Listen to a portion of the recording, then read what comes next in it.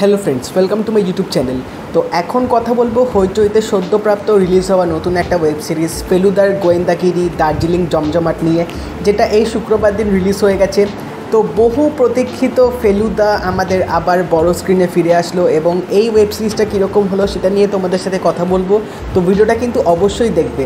তো ফেলুদা গোয়েন্দাগিরি দার্জিলিং জমজমাটের ডিরেক্টর হচ্ছে সৃজিত মুখার্জি, যে এর আগেও ফার্স্ট একটা ফেলুদার কাজ করেছিল। তো এটা তার দ্বিতীয়তম কাজ। তো অলরেডি আমরা সবাই কিন্তু দার্জিলিং জমজমাট গল্পটা অলরেডি আমাদের জানা আছে। কেউ হয়তো তোমরা পড়েছো, আবার কেউ হয়তো সানডে সাসপেন্সে তোমরা অলরেডি শুনেছো। তো সেদিক থেকে বলতে গেলে গল্পটা কিন্তু আমরা সবাই জানি যে কী রকম প্লট আছে। তো এখানে চলে আসি সিরিজটার আমার কোন দিকগুলো ভালো লেগেছে আর কোন দিকগুলো মনে হয়েছে আর একটু বেশি বেটার করতে পারতো। তো ফার্স্ট যদি কথা বলি পজিটিভ দিক নিয়ে, তো অবভিয়াসলি এই সিরিজটার যেহেতু গল্পটা দার্জিলিংয়ে, তো এখানে পুরো দার্জিলিংয়ের লোকেশনের শ্যুটিংগুলো কিন্তু বেশ ভালোভাবে এখানে করা হয়েছে। স্পেশালি যখন একটা লাস্টে চেস সিন হচ্ছিলো, যে পাহাড় দিয়ে যে দুটো গাড়ি যাচ্ছে, তো সেই দুটো গাড়ির এরিয়াল শটগুলো কিন্তু বেশ ভালোভাবে নেওয়া হয়েছে। মানে রাস্তাগুলো যেরকম বাঁক হচ্ছে, গাড়িগুলো ঘুরছে, ওই ড্রোনের শটটাও সেইভাবেই ঘোরাচ্ছে। তো সেই জিনিসগুলো কিন্তু দেখতে বেশ ভালো লাগছিলো।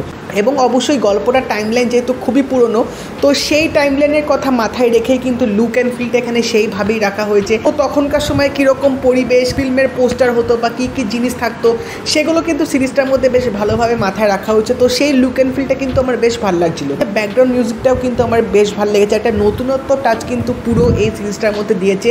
তো সেটা কিন্তু শুনতে আমার অবশ্যই ভালো লাগছিলো, অতটাও কিন্তু খারাপ ছিল না। এবং অবভিয়াসলি এই একটা নতুন থিম যেভাবে এখানে ইম্প্রোভাইজটা করা হয়েছে, সেটা কিন্তু সত্যিই বেশ তোমাদের শুনতে ভালো লাগবে।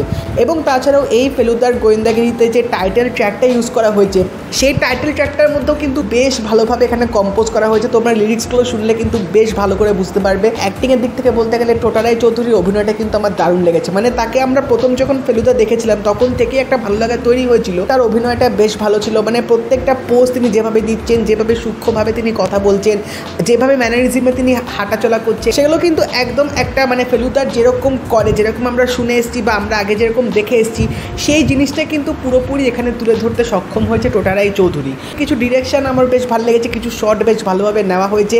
যেরকম পাহাড়ে যে সিনগুলো দেখিয়েছে, যখন লালমোহন গাঙ্গুলি এবং তপসি ডেড বডিটা পাবে এবং যখন ফেলুদাকে ওই খাদে ফেলে দেওয়া হচ্ছে, সেই দৃশ্যগুলো কিন্তু বেশ ভালোভাবে এখানে ফুটিয়ে তোলা হয়েছে। তো এই সিরিজটার মধ্যে কিন্তু এই কটাই আমার পজিটিভ পয়েন্ট লেগেছে। এবার যদি কথা বলি নেগেটিভ পয়েন্ট নিয়ে, তো ফার্স্ট যে পয়েন্টটা হচ্ছে সেটা হচ্ছে এই সিরিজটার কালার টোন। তো পুরো সিরিজটার মধ্যে তোমরা কিন্তু একটা ইয়েলোইশ কালার টোন দেখতে পাবে। এবার হ্যাঁ, এখানে বলা যেতে পারে যে যেহেতু টাইমলাইনটা পুরনো, তো সেটাকে মাথায় রেখেই হয়তো করা হয়েছে।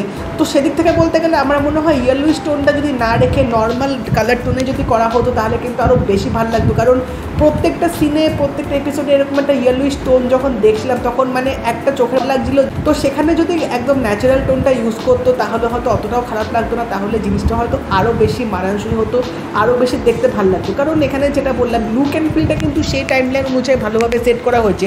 তো কালার টোনটা আমার মনে হয় এরকম ইয়েলোইশ না দিলেই পারতো। সেকেন্ড যে জিনিসটা, বাকিদের যে অভিনয়টা, তো এখানে লালমোহন গাঙ্গুলি ক্যারেক্টারটা যদি বলি, অনির্বাণ চক্রবর্তী, তার অভিনয় নিয়ে সত্যি আমার এখানে কোনো কথা বলা নেই, কারণ তিনি খুব ভালোই অভিনয় করে।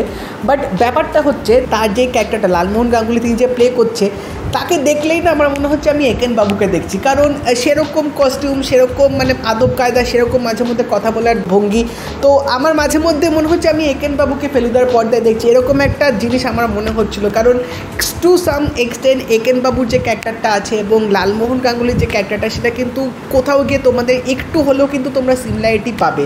তো সেই জিনিসটা আমার বারবার এখানে মনে হচ্ছিল। এবং এই গল্পটার মধ্যেও কিন্তু বেশ ভালো ভালো কিছু কমেডি এলিমেন্ট ছিল, কিন্তু সেগুলো আমার কিন্তু একটুও মনে হয়নি ভালোভাবে ফুটিয়ে তুলতে পেরেছে। সেগুলো কিন্তু আমার একটুও হাসি আসেনি, বা সেই সিনগুলো কিন্তু আমার অতটাও ভালো লাগেনি। তো আমার এখানে মনে হয় অনির্বাণ চক্রবর্তী নিঃসন্দেহে তিনি খুব ভালো অভিনেতা, বাট আমার এখানে তার ওই ক্যারেক্টারটা যতবার দেখছি আমার একেন বাবুর ক্যারেক্টারটার কথা মনে পড়ছিল। বাট নেক্সট যে জিনিসটা আমার মনে হয় এটা কেন হচ্ছে আমি বুঝতে পারছি না, কেন করছে এটা, সেটা হচ্ছে ফেলুদার গল্পে ব্যোমকেশ থেকে আসছে। তোমরা যদি দার্জিলিং জমজমাট পড়ে থাকো, সেখানে কিন্তু সত্যান্বেষী ব্যোমকেশের কোথাও কিন্তু কোনোরকম মেনশন ছিল না। তো এই সিরিজটার মধ্যে কেন সত্যান্বেষীকে রাখতে হলো, কি বেসিসে রাখলো, ব্যোমকেশের নামটা কেন ইউজ করা হলো, তাকে এখানে কেন স্পেস দেওয়া হলো, আমার এই ব্যাপারটা মাথায় ঢুকলো না। কারণ এটা কমপ্লিটলি একটা ফেলুদার গল্প, একটা ফেলুদার গল্প যেরকম হওয়া উচিত সেই জিনিসটাই এখানে পুরো মেনটেন করা দরকার ছিল। কিন্তু এখানে কিছু কিছু জায়গায় কিন্তু ব্যোমকেশের একটা মেনশন এসছে। তো আমার এই জিনিসটা কিন্তু খুব অড লাগছিলো যে এটা কেন ডিরেক্টর বাবু এটা করতে গেলেন। আমার মনে হয় এটা করাটা অতটাও দরকার ছিল না। এবং এখানে ফেলুদা কিছু ভালোবাসার জিনিসপত্র নিয়ে কথাবার্তা বলছিল, তো ফেলুদার মুখ থেকে এরকম জিনিস শুনতেও যে পাবো সেটা সত্যি আমি ভাবতেও পারিনি। তো এই পার্টগুলো না দেখে আমার একটু সত্যি খুব অদ্ভুত লাগছিল, কারণ আমি এটা সিরিয়াসলি এক্সপেক্ট করিনি না। বাকি যে ক্যারেক্টার্সগুলো ছিল, যারা যারা যে ক্যারেক্টারগুলো পার্ট করেছে সেগুলো ঠিকঠাক ছিল, কিন্তু এখানে যে দুটো যে মেন ক্যারেক্টার থাকবে যারা ফিল্মের হিরো আর ভিলেন, এখানে যদি কথা বলি সাহেব ভট্টাচার্যের যে ক্যারেক্টারটা, মানে তার মেকআপটা এমন অদ্ভুতভাবে এখানে সাজিয়েছে, দেখে কীরকম একটা আমার উইয়ার্ড লাগছিল। মানে আমার মনে হচ্ছিলো যে হয়তো এই ক্যারেক্টারটার জন্য হয়তো সাহেব ভট্টাচার্য অ্যাপ্ট ছিল না, এটা আমার দেখে মনে হচ্ছিল। এবার নেক্সট যদি কথা বলি তোপসের ক্যারেক্টারটা নিয়ে, তো এই তোপসের ক্যারেক্টারটা যেটা কল্পন মিত্র প্লে করেছে, আমার কিন্তু ফেলুদার যে ফার্স্ট পার্ট টেস্ট ছিল আড্ডা টাইমসে, তখনও কিন্তু আমি বলেছিলাম যে তোপসের ক্যারেক্টারটা কিন্তু আমার সেরকমভাবে ভালো লাগলো না। এবং এই সিরিজটাতেও কিন্তু সেম, তার এখানে কিন্তু বেশি কথা বলার স্পেস ছিল না, তিনি কিন্তু এখানে বেশি মানে ডায়লগ ডেলিভারি করেননি।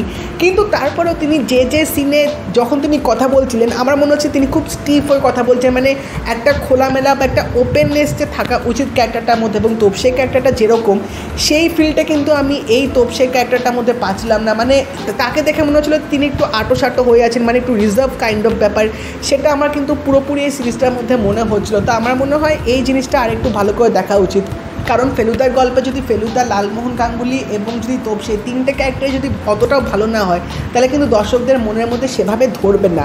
তো আমার মনে হয় তোপসে ক্যারেক্টারটা আরেকটু ভালো করে নেক্সট টাইম থেকে দেখা উচিত, যাতে তার এই যে জিনিসটা যে বারবার চোখে পড়ছে সেটা যাতে না পড়ে। এই গল্পটার মধ্যে কিছু কিছু নতুন এলিমেন্টও অ্যাড করা হয়েছে, তো আমার মনে হয় সেগুলো অতটাও খারাপ না। মানে সিরিজটা যেভাবে শুরু হচ্ছে, যেভাবে এগোচ্ছে, সেদিক থেকে বলতে গেলে কিন্তু জাস্টিফাইড ছিল।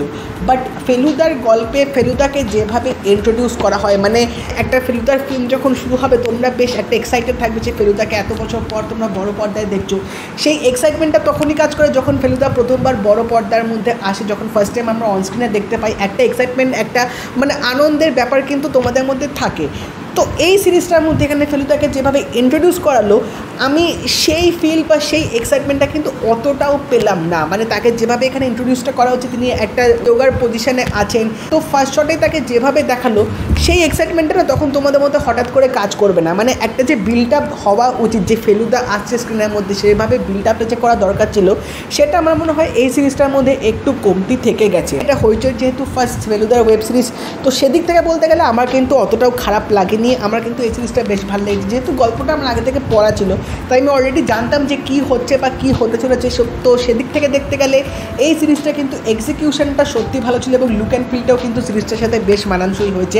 তো একটা নর্মাল ফেলুদার গল্প যদি বলতে হয়, তাহলে সেদিক থেকে বলতে গেলে তোমরা কিন্তু এই সিরিজটা বেশ ভালোভাবে এনজয় করবে।